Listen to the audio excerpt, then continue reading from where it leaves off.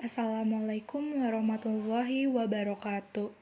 Saya Nita Putri Ardiani dari kelas 4B Keuangan Syariah akan mempresentasikan proposal penelitian dengan judul Pengaruh Nilai Tukar Rupiah, Ekspor dan Pembiayaan Bank Syariah terhadap Pertumbuhan Ekonomi di Indonesia periode 2015 sampai 2019. Indonesia sebagai salah satu negara berkembang sedang giat-giatnya melaksanakan pembangunan secara berencana dan bertahap, tanpa adanya pengabaian pada usaha pemerataan dan kestabilan yang dilakukan oleh pemerintah. Dari adanya pembangunan nasional ini diharapkan dapat tercapainya pertumbuhan ekonomi di Indonesia yang cukup tinggi, yang pada akhirnya dapat mewujudkan kesejahteraan pada masyarakat Indonesia, menurut Syaputra tahun 2015. Adapun perkembangan pertumbuhan ekonomi di Indonesia sepanjang tahun 2015 sampai 2019 dapat dilihat pada gambar di samping ini. Dapat dilihat secara jelas bahwa sepanjang tahun 2015 sampai 2019 pertumbuhan ekonomi di Indonesia terus mengalami peningkatan setiap tahunnya. Meningkatnya pertumbuhan ekonomi di Indonesia pastinya berdampak baik bagi roda perekonomian di dalamnya, yang mana telah kita pelajari teorinya. Jika pertumbuhan ekonomi meningkat, maka pendapatan masyarakat pun akan meningkat. Hal demikian tentunya akan terus mendorong tingkat kesejahteraan pada masyarakat. Nah, tapi pada realitanya, pertumbuhan ekonomi yang meningkat ini tidak sejalan dengan pendapatan masyarakat yang tidak meningkat. Adapun mungkin pertumbuhan ekonomi yang meningkat ini berdampak pada pendapatan masyarakat, tapi hanya pada masyarakat kalangan menengah ke atas, bukan pada masyarakat kelas menengah ke bawah. Pada sistem perekonomian terbuka, tingkat pertumbuhan ekonomi dapat dipengaruhi oleh nilai tukar. Pengaruh nilai tukar terhadap tingkat pertumbuhan ekonomi dapat dilihat dari dua jalur, yakni jalur agregat supply melalui pembentukan modal dan jalur agregat demand melalui transaksi perdagangan internasional, menurut Syaputra tahun 2015. Perkembangan nilai tukar rupiah sepanjang tahun 2015 sampai 2019 dapat digambarkan sebagai berikut. Dapat dilihat ya teman-teman semua. Bisa kita simpulkan bahwa nilai tukar rupiah sepanjang tahun 2015 sampai 2019 menunjukkan angka yang cukup fluktuatif, di mana selama periode tahun 2015 sampai 2019, nilai tukar rupiah mengalami penurunan hingga menembus angka 15.253 per US dollar. Penurunan nilai tukar rupiah tersebut disebabkan karena dampak dari menguatnya dolar Amerika Serikat secara berskala luas terhadap seluruh mata uang. Pernyataan ini dikeluarkan oleh Bank Indonesia melalui websitenya tahun 2018. Jika dibandingkan dengan pertumbuhan ekonomi Indonesia dengan periode yang sama, dapat kita lihat bahwa fluktuatif pada nilai tukar rupiah tidak berjalan beriringan dengan pertumbuhan ekonomi yang terus meningkat setiap tahunnya. Pada sisi lain juga dapat dijelaskan bahwa tingkat ekspor dapat mempengaruhi tingkat pertumbuhan ekonomi di Indonesia. Indonesia sebagai negara berkembang selalu berupaya untuk mencetak surplus perdagangan internasional atau yang lebih dikenal dengan istilah ekspor neto. Ekspor neto adalah keadaan di mana nilai ekspor lebih besar daripada nilai impornya. Jika tingkat ekspor neto positif, maka hal tersebut dapat mencerminkan tingginya tingkat permintaan akan barang dan jasa dalam negeri. Tentunya hal yang demikian dapat meningkatkan produktivitas dalam negeri yang nantinya akan menyebabkan kenaikan pada tingkat pertumbuhan ekonomi. Sebaliknya, jika tingkat ekspor neto negatif, maka hal tersebut mencerminkan bahwa turunnya tingkat permintaan akan barang dan jasa dalam negeri yang juga diikuti oleh turunnya produktivitas dan akan memperlambat laju pertumbuhan ekonomi. Menurut Pridayanti tahun 2012. Dapat dilihat pada gambar di samping ini, berdasarkan data yang diperoleh dari Badan Pusat Statistik, perkembangan nilai ekspor sepanjang periode 2015 sampai 2019 terus mengalami fluktuatif. Pada tahun 2015, contohnya, nilai ekspor migas dan non-migas berada pada angka 150.393,30 miliar dan mengalami kenaikan sepanjang tahun 2016 sampai 2018 hingga menembus angka 180.012,70 miliar.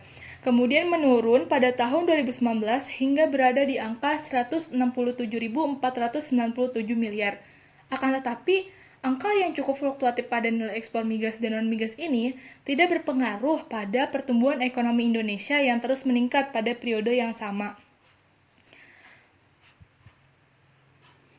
Pendirian perbankan syariah bukan hanya berorientasi dan bertujuan untuk keuntungan pada perusahaan semata, melainkan juga berorientasi untuk menciptakan kesejahteraan pada masyarakat melalui pembiayaan bank syariah yang pada akhirnya dapat mampu mendorong peningkatan pada pertumbuhan ekonomi di Indonesia. Dapat dilihat secara jelas ya pada gambar total pembiayaan bank syariah sepanjang tahun 2015 sampai 2019. Perkembangan total pembiayaan bank syariah di Indonesia setiap tahunnya menunjukkan angka yang meningkat. Hal ini menandakan bahwa pembiayaan bank syariah telah mengalami tingkat kemajuan yang sangat baik. Kenaikan ini berjalan searah dengan peningkatan pada pertumbuhan ekonomi di Indonesia selama periode tahun 2015 sampai 2019. Perbankan dan keuangan syariah mengalami pertumbuhan yang pesat di dunia. International Monetary Fund atau IMF dalam pelaporannya menyatakan bahwa perbankan syariah melalui kegiatan pembiayaan adalah salah satu bagian dari industri keuangan yang tumbuh pesat dengan nilai pertumbuhan 10-15% selama dekade terakhir dan secara global. Aset perbankan syariah akan terus mengalami pertumbuhan yang pesat setiap tahunnya. Menurut penelitian yang dilakukan oleh Abduh dan Omar tahun 2012. Rumusan masalah. Rumusan masalah yang pertama, apakah variabel nilai tukar rupiah berpengaruh terhadap pertumbuhan ekonomi di Indonesia? Yang kedua, apakah variabel ekspor berpengaruh terhadap pertumbuhan ekonomi di Indonesia? Yang ketiga, apakah variabel pembiayaan bank syariah berpengaruh terhadap pertumbuhan ekonomi di Indonesia? Yang keempat, apakah variabel nilai tukar ekspor dan pembiayaan bank syariah secara bersama-sama berpengaruh terhadap pertumbuhan ekonomi di Indonesia? Tujuan penelitian. Yang pertama, untuk mengetahui apakah variabel nilai tukar rupiah berpengaruh terhadap pertumbuhan ekonomi di Indonesia. Yang kedua, untuk mengetahui apakah variabel ekspor berpengaruh terhadap pertumbuhan ekonomi di Indonesia. Yang ketiga, untuk mengetahui apakah variabel pembiayaan bank syariah berpengaruh terhadap pertumbuhan ekonomi di Indonesia. Yang keempat, untuk mengetahui apakah variabel nilai tukar rupiah, ekspor, dan pembiayaan bank syariah secara bersama-sama berpengaruh terhadap pertumbuhan ekonomi di Indonesia. Manfaat penelitian. Yang pertama bagi pemerintah. Penelitian ini dapat dijadikan sebagai bahan pertimbangan untuk mengambil kebijakan, khususnya kebijakan yang berhubungan dengan kegiatan moneter, dan sebagai bahan pertimbangan pemerintah dalam menjalankan fungsinya sebagai intermediasi. Yang kedua bagi masyarakat. Penelitian ini dapat dijadikan sebagai bahan bacaan dan pedoman bagi masyarakat guna menambah wawasan mengenai kegiatan moneter, salah satunya mengenai pertumbuhan ekonomi di Indonesia. Yang ketiga bagi akademisi. Penelitian ini dapat dijadikan sebagai bahan referensi ataupun bahan perbandingan dalam pengembangan pada penelitian selanjutnya. Bab 2 landasan teori. Penelitian terdahulu. Saya memasukkan 3 penelitian terdahulu. Yang pertama, penelitian yang dilakukan oleh Abduh dan Omar tahun 2012 dengan variabel independen Islamic Banking dan variabel dependennya Economic Growth. Hasil penelitiannya, Islamic Bank memiliki hubungan dua arah dan signifikan terhadap economic growth baik dalam jangka panjang maupun jangka pendek. Penelitian yang kedua dilakukan oleh Asbiantari tahun 2016 dengan variabel independen ekspor dan variabel dependennya pertumbuhan ekonomi. Hasil penelitiannya, ekspor tidak memiliki pengaruh signifikan terhadap pertumbuhan ekonomi Indonesia. Akan tetapi, ekspor di sektor industri memiliki pengaruh yang signifikan terhadap pertumbuhan ekonomi. Penelitian yang ketiga dilakukan oleh Pratiwi tahun 2015 dengan variabel independen, inflasi, tingkat suku bunga SBI, dan nilai tukar.